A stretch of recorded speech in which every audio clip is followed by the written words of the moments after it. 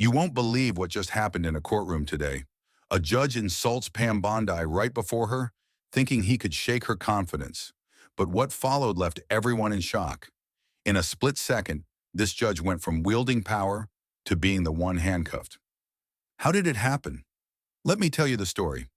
Pam Bondi had seen her fair share of tough cases. From high-profile corruption scandals to high-stakes legal battles, there wasn't much she hadn't encountered in her career. But walking into Judge Howard Gates's courtroom that day, she sensed something was different. The tension in the air was palpable, like a live wire just waiting to snap. Judge Gates was known for his sharp tongue and unpredictable rulings. He'd earned a reputation for being abrasive, even cruel, toward those who stood before him in the courtroom. Bondi had been warned, but nothing could prepare her for the hostility she was about to face. The case at hand was huge. A powerful developer accused of funneling taxpayer dollars into his personal projects. The evidence was solid, but Bondi knew she was going up against more than just a corrupt defendant. She was going up against a judge who had something to hide. As she approached the plaintiff's table, she could already feel the icy stare of Judge Gates, who barely glanced up from the file in his hand. He was stalling, letting the silence grow uncomfortable. Bondi stood there waiting for him to acknowledge her, but he didn't. Finally, without lifting his gaze, he spoke, his words dripping with condescension. "Miss Bondi," he said, "I assume you've prepared something of substance today? Or should we just skip ahead to the part where you waste my time?" A few chuckles rippled through the defense team. The tone of the room had shifted immediately. Bondi felt the eyes of the room on her, but she refused to let them see her flinch. She didn't answer the judge immediately. Instead, she took a deep breath, calmly walked to her table, and prepared to speak. "Your Honor," she said, her voice steady, "I believe the evidence will speak for itself." Judge Gates didn't even look up. "Taxpayer dollars, right?" he sneered. "That's never the foundation of a frivolous case." His words were sharp, meant to sting, but Bondi stayed calm. This was just another tactic, an attempt to throw her off balance. But she wasn't about to let him succeed. "The charges against this defendant are serious," she continued. "We're talking about felony corruption, misuse of taxpayer dollars for personal gain." She glanced at the defense table, watching as the defense attorney tried to hide his smirk.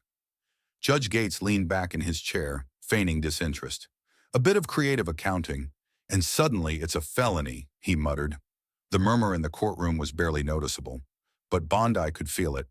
The judge was trying to make her case seem trivial. She didn't back down.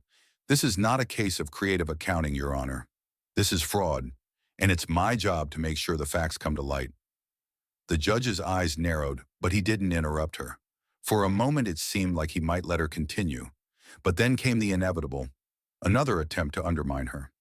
"You always insist on drowning people in paperwork, don't you?" Gates cut in. "Is that your way of compensating for the lack of a solid case?"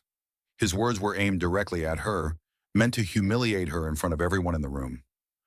The defense team chuckled again, but Bondi didn't flinch. She had been in enough courtrooms to know that this wasn't just about the case. It was about Gates trying to prove he could control the room, trying to make her feel small. Instead of reacting, she simply lifted a folder from the table, the papers inside rustling quietly as she opened it. "Your Honor," she said, her voice calm but firm, "I'd like to direct the court's attention to Exhibit A." She displayed the financial records on the screen for the entire room to see. The evidence was clear. The defendant had taken far more in state funds than what had been approved. But Judge Gates wasn't done yet. "Do we really need to go through all this again?" He sighed as if he were bored by the very facts of the case. "This is just more paperwork to waste my time." Bondi's eyes flashed with determination. She had faced plenty of judges who tried to intimidate her, but she wasn't going to let him have the upper hand. "Your Honor, this is the foundation of our case. Without these numbers, we don't have a case. And I believe the jury deserves to see the truth."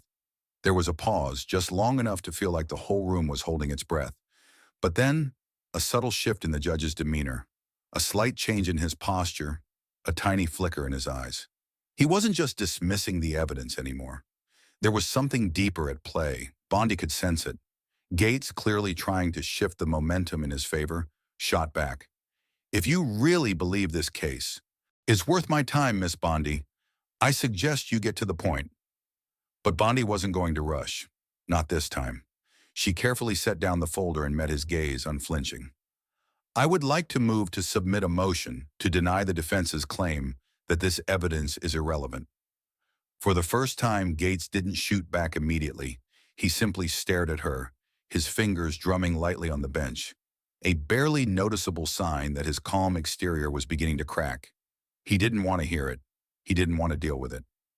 "I'm refusing to indulge this circus act any longer," Gates finally said, his tone sharp, angry. He didn't even look at the defense attorney, as if the ruling was already made. But there was a shift in the air. Bondi could feel it. The room wasn't just tense anymore.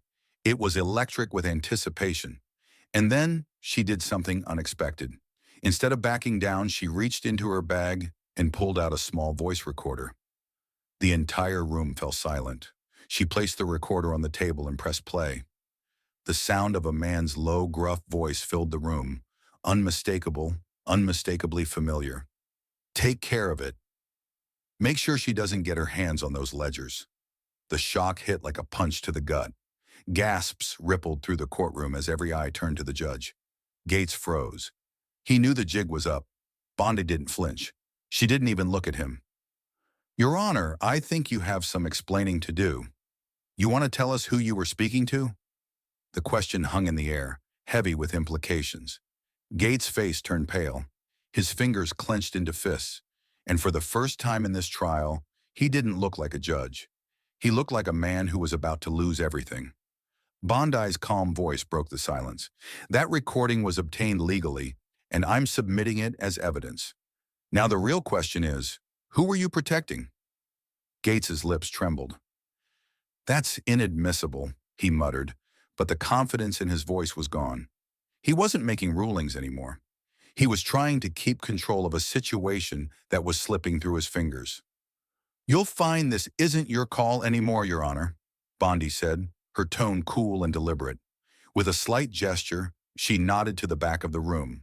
The door opened, and the sound of boots on the polished floor echoed through the courtroom. A firm, commanding voice rang out, "Judge Howard Gates, you are under arrest." The courtroom erupted in chaos. Cameras flashed, reporters scrambled for their phones, and the gallery filled with shocked gasps.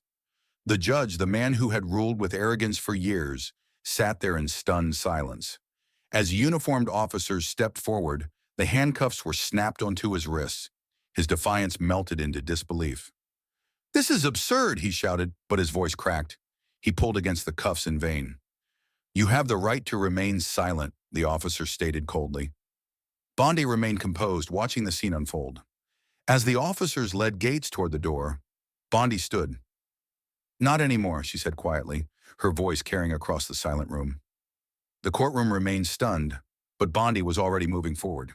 The judge, once untouchable, was now just another criminal, and Pam Bondi had just dealt the final blow.